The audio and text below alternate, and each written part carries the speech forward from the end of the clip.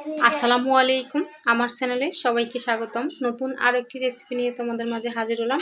আর আজকে তৈরি করে দেখাবো একদমই ইউনিক, হেলদি, কালারফুল একটি নাস্তা রেসিপি। এটা সকাল কিংবা বিকালেও খাওয়া যাবে, বাচ্চাদের টিফিনও নেওয়া যাবে। কাঁচা আলুর সাথে দুধ মিশিয়ে এই মজাদার নাস্তাটি তৈরি করব।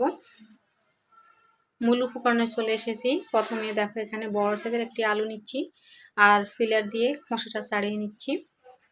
তো খোসা ছাড়াতে ছাড়াতে ছোট্ট একটু অনুরোধ করব, আমার আজকের এই রেসিপি যদি এতটুকু ভালো লেগে থাকে তাহলে একটি লাইক করে দিও প্লিজ। তোমার একটি লাইক আমার এই রেসিপিটা অন্যদের কাছে পৌঁছাতে সাহায্য করবে, আরও এরকম নতুন নতুন ভিডিও বানাতে উৎসাহ যোগাবে। তো খোসাটা ভালোভাবে ফিলার দিয়ে ছেড়ে নিয়েছি। চেষ্টা করবে একদম কালো অংশ যাতে না থাকে। আলুটা কিন্তু খুব ভালোভাবে খোসা ছাড়াতে হবে, আর যত সম্ভব এভাবে ছোট টুকরো করে কিউব করে কাটতে হবে। তো ছোট টুকরো করে কেটে নিয়েছি। কাটার সাথে সাথে এখানে নর্মাল পানিতে আমি আলুগুলো ভিজিয়ে নিচ্ছি। অফ ক্যামেরা আরও একটি বড় সাইজের আলু কেটে নিয়েছি। এখন ভালোভাবে নর্মাল পানি দিয়ে ধুয়ে নেব। আলু কাটার সাথে সাথে কিন্তু আলুটা কালো হয়ে যায়, সেজন্য সাথে সাথে পানি দিয়ে ধুয়ে নিতে হবে। এখানে দেখো আগে থেকে আমি দুধটা জাল করে নিয়েছি, সেই দুধটা এখন মিশিয়ে নিচ্ছি। এবারে যে কাজটা করবে, এবারে মিক্সার জারে দিয়ে দেব। এখানে মিক্সার জারের মাঝারি জারটা ব্যবহার করছি। মিক্সিতে করে পেস্ট করে নেব। পেস্ট করা হয়ে গেছে। এই নাস্তাটা এত বেশি মজাদার, এত বেশি সফট আর তুলতুলে, কি বলবো। আমি প্রথম বয়ে পেয়েছিলাম, বয়ে একটু কম বানিয়েছি, কিন্তু তোমরা যখন বাসায় তৈরি করবে আমার কথায় বিশ্বাস রেখে একটু বেশি করে তৈরি করবে, তাহলে কিন্তু নিজেই বাগে পাবে না। এখানে দেখো আমি ময়দা দিচ্ছি, আর এই নাস্তা তৈরিতে কিন্তু ময়দাই ব্যবহার করতে হবে, আটা দেওয়া যাবে না।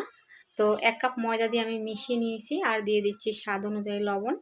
এখানে হাফ চা চামচ লবণ ব্যবহার করছি, আবার হ্যান্ড উইচ দিয়ে মিশিয়ে দিচ্ছি। এবারে দিয়ে দিচ্ছি রেগুলার রান্নায় আমরা যে তেলটা ব্যবহার করে থাকি, এখানে সয়াবিন তেল দিচ্ছি। সাদা তেল 2 টেবিল চামচ, একদম মেপে মেপে আমি 2 টেবিল চামচ তেল দিচ্ছি। আবারও হ্যান্ড উইচ দিয়ে মিশিয়ে নিচ্ছি। মেশানো হয়ে গেছে। এবারে যে উপকরণগুলো অ্যাড করব, এখানে দেখো আমি একটি ডিম দিয়ে দিচ্ছি। একটি করে 2টি ডিমও দিব আমি। এখানে পরিমাণ অনুযায়ী ডিম দিতে হবে। তো আমার যতটুকু পরিমাপ ছিল সেজন্য আমি এখানে 2টো ডিম ব্যবহার করছি। আর ডিমের সাইজটা বড় হলে এতটুকু পরিমাপের জন্য একটি ডিম দিলে হবে। যদি ডিমের সাইজটা ছোট হয় তাহলে ডিম আরেকটি বাড়িয়ে দিতে হবে। এখানে দেখো অফ ক্যামেরা আমি একটি মাঝারি সাইজের গাজর গ্রেট করে রেখেছিলাম, সেটা দিয়ে দিচ্ছি এটাকে কালারফুল করার জন্য। এখানে দিয়ে দিচ্ছি ধনিয়া পাতা, যাতে নাস্তাটা কালারফুল ও হেলদি হয়, সেজন্য আমি ধনিয়া পাতা ও গাজরটা মিশিয়ে দিচ্ছি। তোমরা চাইলে এখানে ছোট ছোট টুকরো করে বিনসও মিশাতে পারো, আমার হাতের কাছে ছিল না বলে আমি দেইনি। ভালোভাবে মিশিয়ে নিচ্ছি। আর এবারে ঘনত্বটা দেখো, প্রথম অবস্থায় কিন্তু ঘনত্বটা অনেক বেশি বেড়ে গিয়েছিল। এখন যখন গাজর আর ধনিয়া পাতা মিশিয়েছি তখন কিন্তু ঘনত্বটা একটু হালকা হয়ে গেছে ডিম দেওয়ার পরে আর সবজি মেশানোর পরে। তো সরাসরি চুলায় চলে এসেছি, চুলায় ফ্রাইং প্যান বসিয়ে দিচ্ছি। তো সামান্য পরিমাণে 2-3 ফোঁটা পরিমাণে আমি সাদা তেল দিচ্ছি, দিয়ে আমি টিস্যু পেপার দিয়ে মুছে নিয়েছি। কোনো তেলের দরকার নেই এখানে, আমি জাস্ট প্যানটা একটু মুছে নিয়েছি। এখানে সার্ভিং চামচে 2 চামচ মতো ব্যাটার দিয়েছি, ব্যাটার দিয়ে চামচ দিয়ে ছড়িয়ে দিচ্ছি। তো কয়েক সেকেন্ড আমি ঢাকা দিয়ে অপেক্ষা করব, প্রায় 30 সেকেন্ড মতো অপেক্ষা করেছিলাম। তো চুলার আঁচটা কিন্তু মিডিয়ামে ছিল। 30 সেকেন্ড পরে দেখো হয়ে গেছে। এটা হলে কিন্তু কালারটা চেঞ্জ হয়ে আসবে। খুন্তি দিয়ে উল্টিয়ে দিচ্ছি। কালারটা দেখো কতটা সুন্দর হয়েছে, মাশাআল্লাহ। ক্যামেরায় কতটা দেখাচ্ছে আমি আসলে বুঝতে পারছি না। আবারও 30 সেকেন্ড মতো অপেক্ষা করেছিলাম, উল্টিয়ে দিয়েছি। উল্টানোর পরে আবারও 30 সেকেন্ড অপেক্ষা করেছি, আবারও উল্টিয়ে দিচ্ছি।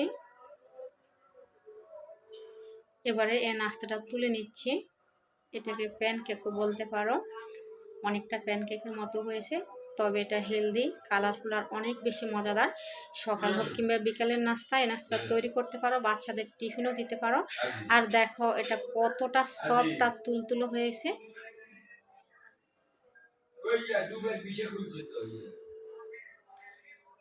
এটা মুড়ে নিচ্ছি, দেখো খুব সহজে মোড়া যায়, হাতের মুঠে মুট করা যায়।